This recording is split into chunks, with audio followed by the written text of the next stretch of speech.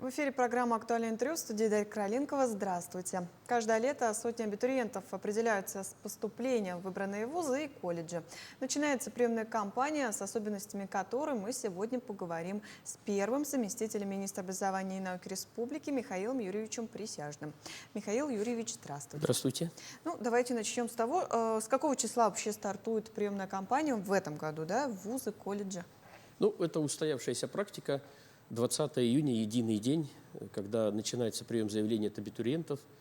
Есть ряд изменений, в частности, по вузы очень многие годы существовало 4 канала для подачи заявлений, когда можно было подать лично, можно было направить по почте, можно было воспользоваться сайтом вуза и можно было воспользоваться госуслугами.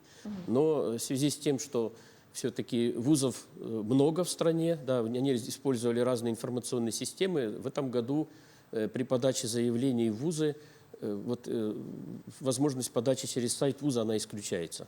То есть привели к единообразию. Это удобно. Почему? Потому что все-таки система госуслуг, она сейчас позволяет и отслеживать свой статус своего заявления, отслеживать конкурсные списки, отслеживать конкуренцию, то есть какие шансы у вас для поступления. Есть возможность, почему еще с этого года такая схема работает, потому что в полноформатном режиме в стране возможен переход на подачу заявлений на целевые места. И плюс, собственно, подача заявлений через госуслуги является одновременно и подтверждением вашего выбора. Мы же напомним, да, раньше были волны зачисления, когда нужно было подтверждать, где именно оригинал твоего аттестата находится, документ об образовании при выборе. А если говорить о колледжах, то то же самое, с 20 июня рекомендуемый срок. Единственное, будет разница окончания приема заявлений. Вузы это 25 июля. И дальше идут зачисления, требуемые, чтобы до 1 сентября уже все стали студентами, приступили к учебе. В колледжах возможно продление по закону об образовании вплоть до осени. Это зависит от конкурсной ситуации. А по всей стране, да, по госуслугам можно? Да, это удобно, потому что мы все-таки с вами в едином пространстве находимся, и поэтому настоятельно рекомендуем и родителям, законным представителям обратить внимание, и самих ребят, чтобы было удобно, грамотно они могли пройти этот этап своей жизни. А что, если студент после колледжа захочет поступить в вуз, да? Можно ли ему поступить без ЕГЭ или какие вообще условия там? Много таких вопросов. Мы с вами знаем, что в последние годы все-таки большая часть ребят в целом по стране после 9 класса поступает в колледжи и техникумы, примерно 62-63%. И потом, когда ребята уже начинают работать, часть из них принимает решение дальше идти, да, то есть получить высшее образование. Действительно, если поступаешь в вуз после того, как уже получил образование в колледже или техникуме, есть возможность поступать без ЕГЭ. С ЕГЭ тоже можно поступать, это тоже разрешено. Но без ЕГЭ тогда ты поступаешь по экзаменам, по вступительным испытаниям, как это правильно звучит, которые установлены самим вузом. То есть первый документ, самый главный документ абитуриента – это правила приема. Смотрим правила приема, смотрим, в какой форме предлагаются вступительные испытания. Это может быть тестирование, это могут быть какие-то дополнительные испытания. И дальше проходишь эти испытания и получаешь шанс без ЕГЭ поступать. С этого года еще одно изменение, на которое нужно обратить внимание. Государство все-таки профильность теперь установило. То есть ты можешь без ЕГЭ поступать на основании вступительных испытаний, установленных в вузе после колледжа, техникума, если ты поступаешь по тому же профилю. Только то есть, соответственно, закончил педагогический колледж, поступаешь в педагогический вуз. Закончил, например, сестринское дело, медицинское направление, поступаешь в медицинский институт. Но если ты после педколледжа или после медицинского колледжа будешь поступать на инженерное дело, тогда ЕГЭ. То есть это правильно, потому что должна все-таки быть соблюдена профильность, и поступивший должен иметь достаточно знаний для того, чтобы получать ту или иную специальность. А в этом году очень многие говорят о правилах именно целевого обучения. Что конкретно изменилось для обычного абитуриента? В части, касающейся целевого обучения, целый ряд лет шли изменения, пожалуй, последние 5-6 лет, поэтапно они вводились. В частности, 2 последних года это была возможность работать через федеральный портал «Работа в России». Что такое федеральный портал «Работа в России»? осенью заказчики, работодатели, предприятия, организации подают свои заявки. Они их подали осенью в прошлом году. И вот совсем недавно правительство Российской Федерации утвердило перечень мест учебных. Соответственно, есть специальность, есть вуз, есть конкретный работодатель, предприятие, организация, и есть регион, в который должен будет потом поехать работать человек, который воспользуется этим целевым местом. И если до прошлого года у нас в системе высшего образования целевые места выделялись иногда даже на группы регионов, либо просто выделялись места на определенную специальность, без разноски, без привязки к конкретным работодателям, да, и территориям деятельности. А детализированная квота до этого года действовала только по медицинским специальностям. То есть доводились непосредственно до субъектов эти бюджетные места. На них именно ребята поступали.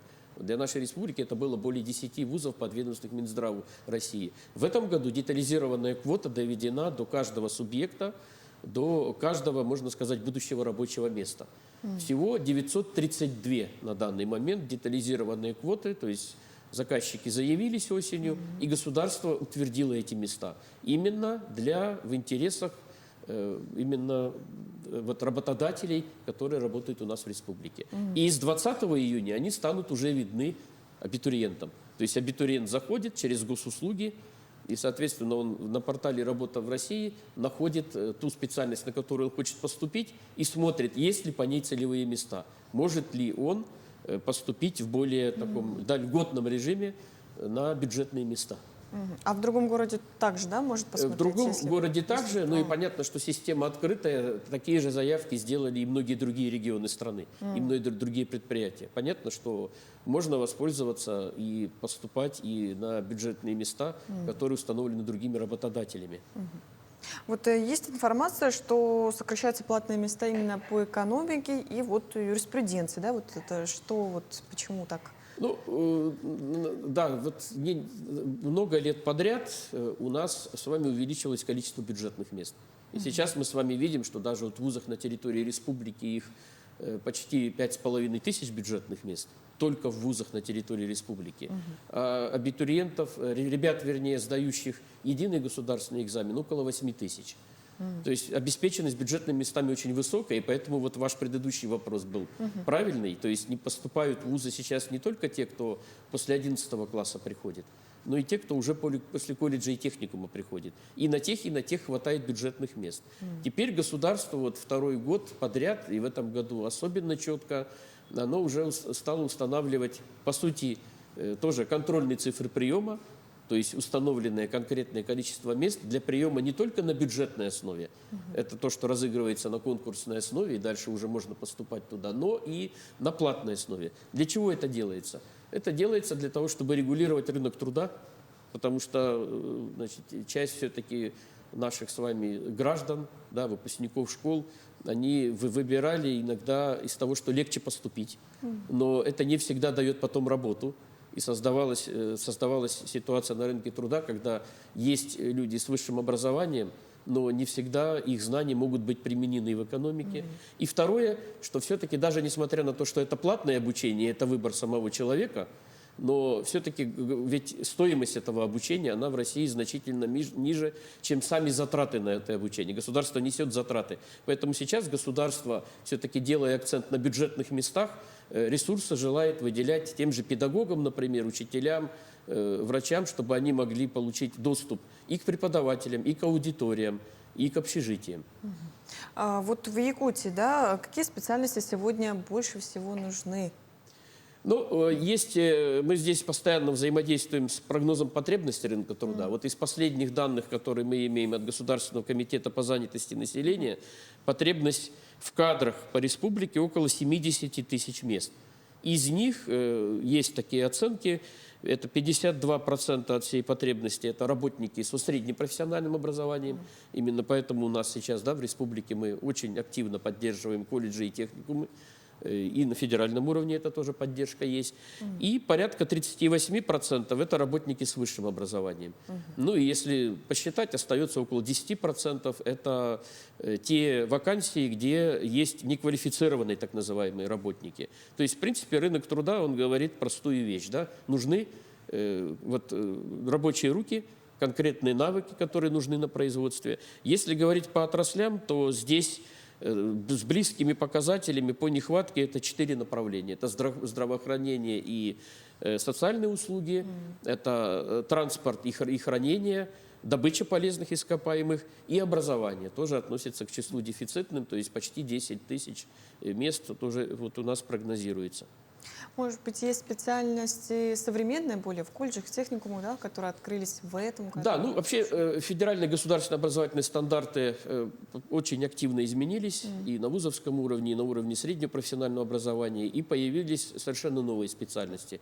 Мы тоже не стоим на месте. В этом году у нас в колледжах и техникумах республики открылось более 10 новых специальностей. Ну, например, это интеграция решений с применением технологий искусственного интеллекта, новая специальность, разработка и управление программным обеспечением, которое, может быть, звучит и не как новое, но на самом деле отражает уже новые тенденции, новые достижения. Есть информационное моделирование в строительстве, так называемые BIM-технологии. Сейчас они у нас уже представлены на уровне среднего профессионального образования и на уровне высшего образования в Северо-Восточном федеральном университете. Ну и есть целый ряд программ, которые обновлены. Ну, например, в Верхневилюйском техникуме это безопасность на акватории, организация оперативного реагирования в чрезвычайных ситуациях. Это тоже новое, потому что новые технологии, новые возможности и, самое главное, новые требования на рабочих местах. А вот если у родителей, да, или у выпускников какие-нибудь вопросы возникнут, да, или вот будет ли работать горячая линия, или смогут они куда-нибудь очно прийти, да, узнать, как это будет работать? Во-первых, конечно же, нужно сказать о том, что с радостью приемные комиссии встретят и в вузах, и в колледже всех абитуриентов. Это их работа, они в этом заинтересованы. Во-вторых, конечно же, мы поддерживаем наше Министерство образования и науки, мы традиционно поддерживаем абитуриентов, их родителей, законных представителей. У нас вместе с Мининновацией и РЦИТ Республики у нас открывается горячая линия, это номер 112, добавочный 9. Он уже несколько последних лет работает, где можно получить консультации по всем вопросам. Мы уже подготовили единый справочник абитуриента, который тоже в свободном доступе на нашем сайте нашего министерства. Ну и мы вот с весны уже проводим родительские собрания. Около 3000 родителей уже приняли участие, получили ответы на свои вопросы. Ну и по традиции сразу после старта приемной кампании 25 июня мы проведем так называемую большую пресс-конференцию для абитуриентов и родителей, где ответим на все вопросы, возьмем их в работу, дальше дадим обратную связь. Ну и уже по традиции ежегодно на самой большой площади нашего города, столицы, 6 августа состоится единый день подачи документов, где можно будет все оформить. Спасибо, Михаил Юрьевич, что сегодня к нам пришли, рассказали такую подробную информацию. Действительно, надеюсь, может, в этом году абитуриентов станет еще больше. Спасибо большое. Надеемся на это. Я напомню, это была программа «Актуальное интервью». До встречи в эфире.